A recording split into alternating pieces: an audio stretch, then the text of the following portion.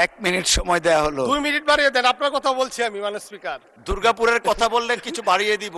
জি জি, আপনার কথা বলছি আমি। আচ্ছা, তাহলে 2 মিনিট জি, দিলাম, জি, দুর্গাপুরটাও মাননীয় অ্যাড করেন। মাননীয় স্পিকার, আপনার মাধ্যমে অভিনন্দন ও শুভেচ্ছা জানাচ্ছি সংসদ নেতা ও মাননীয় প্রধানমন্ত্রীকে। মাননীয় স্পিকার, আমি শ্রদ্ধার সাথে স্মরণ করছি মহান স্বাধীনতার ঘোষক বাংলাদেশ জাতীয়তাবাদী দলের প্রতিষ্ঠাতা শহীদ রাষ্ট্রপতি জিয়াউর রহমান বীর উত্তমকে। আরও শ্রদ্ধার সাথে স্মরণ করছি গণতন্ত্রের মা, সাবেক 3 বারের সফল প্রধানমন্ত্রী দেশনেত্রী মরহুমা বেগম খালেদা জিয়াকে।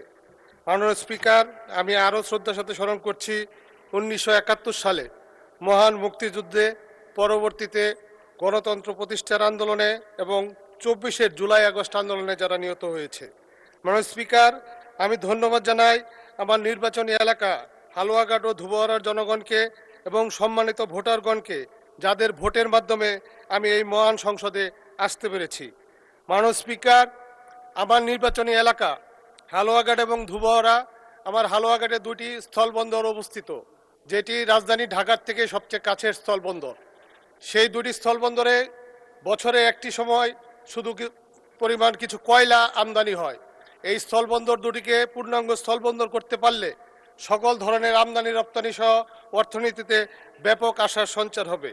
মাননীয় স্পিকার, আমার নির্বাচনী এলাকা হালুয়াঘাটে গাবড়াখালীতে একটি পর্যটন কেন্দ্র অবস্থিত, যেটাকে আমরা আরও অত্যাধুনিক পর্যটন হিসেবে ঘোষণা করলে এই সরকারি পাশাপাশি বেসরকারিভাবে অনেকেও পর্যটনে এগিয়ে আসবে। পাশাপাশি আমার পার্শ্ববর্তী এলাকা ধুবুয়ারা, আমার নির্বাচনী আসন ধুবুয়ারার বেতকুড়িতে পর্যটন কেন্দ্র ঘোষণা করার দাবি জানাচ্ছি। মাননীয় স্পিকার, আপনি অবগত আছেন আমাদের গামারিতলার একটি গ্রামে 7টি মেয়ে বাংলাদেশ জাতীয় মহিলা দলে তারা খেলায় অংশগ্রহণ করে। আমাদের এই এলাকার ক্রীড়াঙ্গনকে আরও এগিয়ে নিয়ে যাওয়ার জন্য আমি মনে করি আমাদের উপজেলাগুলোতে উপজেলা ক্রীড়া কমপ্লেক্স অথবা ক্রীড়াপল্লী গঠনের জরুরি প্রয়োজন মনে করছি। মাননীয় স্পিকার, আমার হালুয়াঘাট উপজেলার যে পৌরসভা, সেই পৌরসভার অবস্থা ভয়াবহ খারাপ। সেই পৌরসভাকে খ ক্যাটাগরি থেকে ক ক্যাটাগরিতে উন্নীত করার আহ্বান জানাচ্ছি। মাননীয় স্পিকার, আমার ধুবুয়ারা উপজেলার সদর ইউনিয়নকে আমি পৌরসভা ঘোষণা করার আহ্বান জানাচ্ছি। মাননীয় স্পিকার, আপনি আমার পার্শ্ববর্তী এলাকার লোক, আপনার সাথে আমার সীমানা লাগালাগি, আপনার যে ধরনের সমস্যা আমারও একই ধরনের সমস্যা।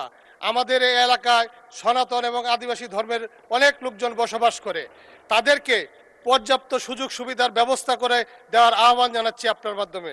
মাননীয় স্পিকার, আমার 40 কিলোমিটার সীমান্তবর্তী এলাকা, সেই সীমান্ত এলাকা হওয়ার কারণে প্রতিনিয়ত আকস্মিক বন্যা এবং আকস্মিক বন্যায় আমাদের ফসলের ব্যাপক ক্ষয়ক্ষতি হয়। পাশাপাশি বন্য হাতির আক্রমণে আমাদের ফসলের ক্ষতির পাশাপাশি আমাদের জানমালের ব্যাপক ক্ষয়ক্ষতি হয়। এই সকল সমস্যার আমরা স্থায়ী সমাধান জানাই আপনার মাধ্যমে মাননীয় স্পিকার। মাননীয় স্পিকার, আমাদের ধুবুয়ারা উপজেলার নেতাই নদী একটি ছোট্ট নদী। এই নদীতে বালু উত্তোলনের অনুমতি দিয়ে আমাদের স্কুল, কলেজ, মসজিদ, গির্জা, মাদ্রাসা, রাস্তাঘাট সকল কিছু ধ্বংসের পর্যায়ে নিয়ে গেছে। আমি আপনার মাধ্যমে এই নেতাই নদীর বালু উত্তোলন বন্ধ এবং নেতাই নদীর স্থায়ী বাঁধ নির্মাণের আহ্বান জানাচ্ছি। মাননীয় স্পিকার, হাসপাতালের অবস্থা কি বলবো, আপনি নিজেই বলেছেন আপনার হাসপাতালে অ্যাম্বুলেন্স আছে, ড্রাইভার নাই। বাংলাদেশের প্রত্যেকটি হসপিটালের অবস্থা একই পর্যায়ে আছে। আমি চাই একটি প্রজ্ঞাপন জারির মাধ্যমে সারা বাংলাদেশের সকল স্বাস্থ্য ব্যবস্থার উন্নতি ঘটানো হোক। মাননীয় স্পিকার, আমার হালুয়াঘাট এবং ধুবুয়ারায় 2টি 50 শয্যার হসপিটাল আছে, সেটিকে 100 শয্যার হসপিটাল করা এবং উপজেলা পর্যায়ে যদি হসপিটালগুলোকে আধুনিক করা হয় তাহলে জেলা শহরের উপরে চাপ অনেকাংশেই কমে আসবে। মাননীয় স্পিকার, মাননীয় স্পিকার, বিদ্যুৎ কখন আসে সেটা আমরা বলতে পারি না। আমার উপজেলায় 2টি উপজেলায় 30 মেগাওয়াট বিদ্যুতের প্রয়োজন, আমরা শুধুমাত্র 8 থেকে 10 মেগাওয়াট বিদ্যুৎ পাই। এলাকায় গেলেই মানুষ নানা ধরনের কথাবার্তা বলে। আমি আপনার মাধ্যমে মাননীয় বিদ্যুৎ মন্ত্রীকে আহ্বান জানাবো এই বিদ্যুতের সমস্যার আশু সমাধান করার জন্য। মাননীয় স্পিকার, স্কুল, কলেজ, মসজিদ, মাদ্রাসা সকল কিছুই জরাজীর্ণ অবস্থা। মাননীয় স্পিকার, সেচের অবস্থাও খুব খারাপ, পানির লেয়ার নিচে নেমে এসেছে, অনেক ফসল মানুষ চাষ করতে পারছে না। ধন্যবাদ আপনাকে। আচ্ছা, 1 মিনিট সময় দেয়া হলো। 2 মিনিট বাড়িয়ে দেন, আপনার কথা বলছি আমি মাননীয় স্পিকার। দুর্গাপুরের কথা বললে কিছু বাড়িয়ে দিব। জি জি, আপনার কথা বলছি আমি। আচ্ছা, তাহলে 2 মিনিট দিলাম, জি, জি, দুর্গাপুরটাও মাননীয় অ্যাড করেন। মাননীয় স্পিকার, আমার এবং আপনার এলাকার 90 ভাগ রাস্তাই কাঁচা। সেই রাস্তাগুলো অবশ্যই পাকাকরণ করতে হবে। পাশাপাশি তারাকান্দা থেকে দুবারা হয়ে সীমান্ত সড়ক পর্যন্ত রাস্তাটি এলজিডি থেকে রোড চেনা হয়ে হস্তান্তর করতে হবে। মাননীয় স্পিকার, ফুলপুর থেকে হালুয়াঘাট হয়ে গুবরগড়া পর্যন্ত রাস্তাটি 4 লেনে উত্তোলন করতে হবে।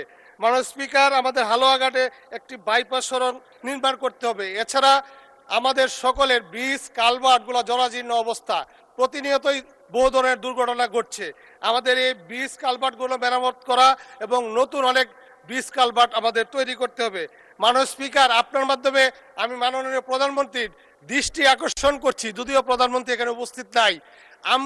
আমার হালুয়াঘাট উপজেলা বাংলাদেশের দ্বিতীয় দরিদ্রতম উপজেলা। আমরা এতদিন যে উন্নয়ন দেখেছি বিগত স্বৈরাচার সরকারের আমলে, শুধু উন্নয়ন এবং উন্নয়ন দেখেছি।